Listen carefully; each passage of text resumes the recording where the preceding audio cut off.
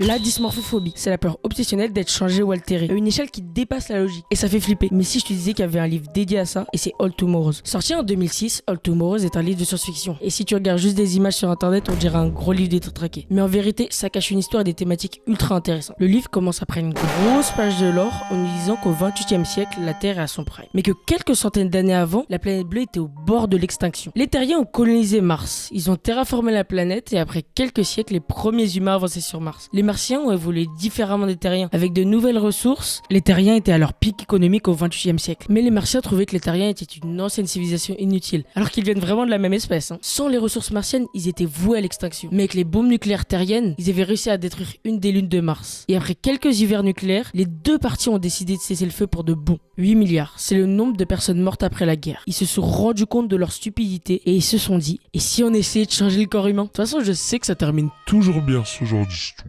Mais alors là, c'est pas comme dans Cyberpunk. T'as pas de pouvoir très stylé, là t'as juste une grosse tête et des yeux bizarres. Mais après, t'as une intelligence ultra développée. Ils avaient réussi à créer un nouveau peuple pour explorer le cosmos. Et une dizaine d'années plus tard, et les premiers Homo sapiens partirent pour les étoiles. On les appelait le peuple des étoiles. Pendant leur voyage, ils restaient pacifiques. Mais au cas où si un être malveillant arrivait, ils avaient toujours de quoi se défendre. Pour coloniser les autres planètes, ils envoyaient des bactéries pour les terraformer. Au lieu de le faire eux-mêmes, ils envoyaient des robots pour créer artificiellement les colons. Mais certains ont commencé à développer des sentiments pour les robots qui les avaient créés. Bon, juge pas, mais les robots dans All Tomorrow, ça ressemble à ça. L'autre moitié des colons avaient parfaitement colonisé les planètes. Ils avaient trouvé plusieurs formes de vie, mais jamais une seule était intelligente. Ils ont trouvé la Pandora paderavis, qui ressemblait étrangement à un dinosaure. Ça voudrait dire que quelqu'un aurait pu prendre une espèce de la Terre et l'aurait apportée sur une planète à des millions d'années-lumière. Une race appelée les Q avait tenté toutes les religions inimaginable. Mais un jour, ils se sont dit, en fait, on est parfait, et qu'ils allaient réduire tout l'univers à leur pouvoir. Et ils avaient la capacité de changer l'ADN des gens, et de transporter des espèces à des millions d'années-lumière. Et il y a beaucoup de chances que c'était eux, Pandora paderavis. Mais l'humanité faisait pas exception.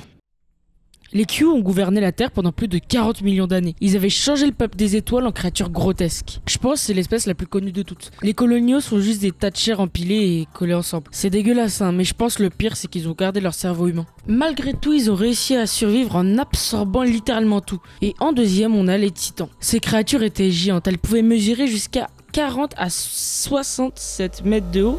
Ça, combiné à leur incroyable intelligence, c'était les premiers à commencer une forme de population. Mais un hiver glacial les a tous tués jusqu'au dernier. Et en troisième, les bergers. Ils nous ressemblent énormément, mais ils sont complètement cons. Les Q, pour aucune raison apparente, avaient altéré leur cerveau, donc ils pouvaient juste pas apprendre. Mais leur habileté physique pouvait les rendre très utiles. Ils avaient réussi à développer un lien avec un genre de lézard, une autre espèce, elle-même mutée par les Q. Les hommes antilopes avaient été créés en but de chanter les chansons que les Q leur avaient apprises. Et aussi, ils avaient réussi à garder entièrement leur conscience humaine. Et quand tu ressembles à ça, en vrai, ça sert pas à grand chose. La plupart se laissaient vivre à la vie sauvage et le reste mourait. Les briseurs d'eau. Leur gourdin leur servait à manger des carcasses et c'était les premiers à créer une civilisation. Ils faisaient plus de 3 mètres, mais un truc très spécial sur eux, c'est que plus tu puais, plus t'attirais des femelles. Bon, en gros, c'était juste des mots de Discord. Et pour montrer leur affection, ils s'envoyaient de la merde. Les volants. Alors le but des Q, c'était de remodeler l'univers à leur image. Donc logiquement, ils ont créé les volants, qui leur semblaient étrangement les hommes de travers. Pour moi, c'est les plus dégueulasses. Regarde leur gueule, frérot. Ils vont se retrouver dans un plat pilédite.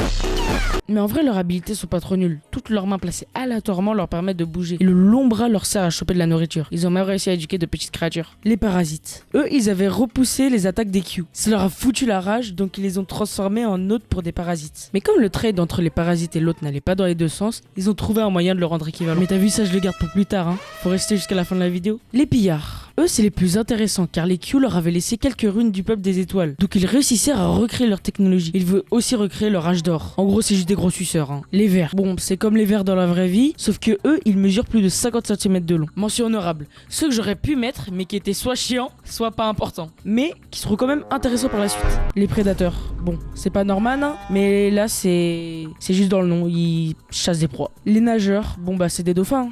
Les tentatrices. Bon, c'est juste dégueulasse, en vrai. Les batteurs. En vrai, j'aurais pu les mettre parce que c'est pas des batteurs de femmes, mais c'est juste des versions moins bonnes que les volants, à mon avis, et aussi que vous avez pas l'intention de, regardez-moi, débiter 50 espèces. Le peuple aveugle. Design très stylé, mais juste pas intéressant. Les marcheurs, je les trouvais pas si intéressants alors que tout le monde les suce. Les hédonistes. Les Q les ont carrés et quelqu'un où son nom commence avec un D aurait bien aimé faire partie d'entre eux. Les insectophages. Leur peau est faite de cuir et ils ressemblent étrangement à des insectes. Les méta-humains. Alors eux, ce sont des évolutions de persos qu'on vient de voir. Après des milliers d'années, ils ont réussi à évoluer. Les tueurs, eux, c'est l'évolution des prédateurs. On peut dire qu'ils ont créé une civilisation. Ils avaient des fêtes qui consistaient juste à s'entretuer et ils avaient de plus petites griffes pour mieux manipuler les objets. Les tueurs ont réussi à recréer une civilisation en s'unifiant. En deuxième, les éleveurs d'outils. Eux, c'est l'évolution des nageurs. Et pour le nom éleveur d'outils, c'est qu'ils ne pouvaient pas créer le feu, car ils étaient sous l'eau. Ils décidèrent donc de les élever. Comment, vous me demandez? En créant leur outil à travers les animaux. En troisième, on a le peuple modulaire. Eux, c'est l'évolution des coloniaux. En fait, ils ont évolué un peu comme une ruche. Chaque colonie avait une intelligence collective.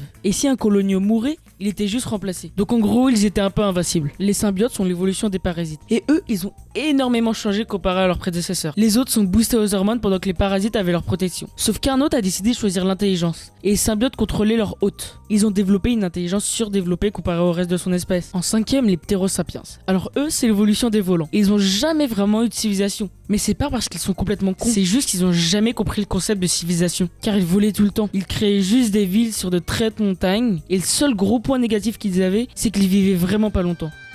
C'est vraiment devenu des kiffeurs. Ils profitaient de chaque instant. En sixième, on a les faces d'insectes. Eux, c'est l'évolution des insectophages. Le cuir sur leur visage est devenu plus rigide, ce qui crée un peu comme des os, ce qui leur donne cette gueule. En vrai, je sais vraiment pas qu'est-ce qui pourrait leur arriver de pire.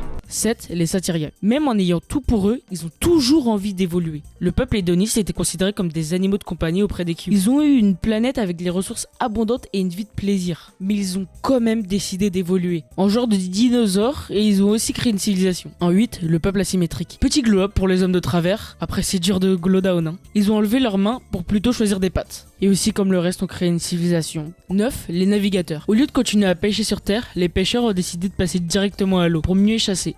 Et en dernier, les saurosapiens. Vous voyez les bergers? Les reptiliens en ont pris avantage. Je sais, c'est fou. Comme les bergers ne pouvaient pas développer d'intelligence, il leur servait de monture. Et ils ont vite trouvé le reste de leurs ancêtres. Ils ont pris une peur immense que les Q reviendraient. Bon, quand j'ai dit que tous les peuples des étoiles étaient morts, j'ai menti. Une très petite portion avait réussi à survivre et à se cacher dans des astéroïdes. Et au fil de l'évolution, ils se sont transformés en astéromorphes. Bon, maintenant ils ressemblent à ça.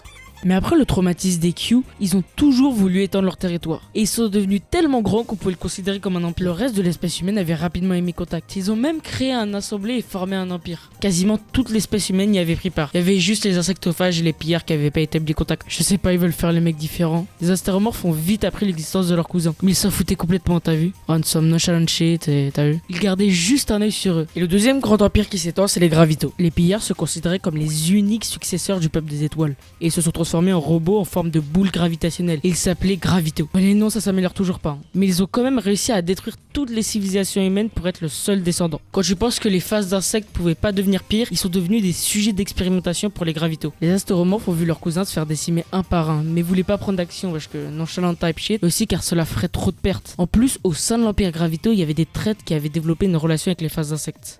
Bon, s'ils sont heureux, c'est ce qui compte, non? La première guerre civile entre les Gravitos était entre ceux qui considéraient la vie et ceux qui s'en foutaient. Les leaders devaient trouver une cause pour les relier, et c'était les astéromorphes. Les Gravitos les attaquèrent en premier, et les deux superpuissances étaient entre-détruites. Mais les astéromorphes étaient vainqueurs. Juste pour montrer à quel point les astéromorphes étaient tellement des goats nonchalants, grands, intelligents et humble, les astéromorphes sont passés à une forme divine et ont commencé à réparer toute la merde que les Gravitos avaient fait. Ils les ont même gardés comme sujets expérimentaux. Ils ont recréé la vie et ont laissé des mini-versions d'eux-mêmes pour faire leur job. Sur une planète, pour la première fois, ils avaient trouvé une forme de vie qui avait atteint le même niveau d'intelligence qu'eux. Les amphicéphales, les deux dieux effacèrent les Q et des milliards d'années plus tard, les humains étaient revenus sur Terre. Après tant d'années, les humains étaient rentrés chez eux.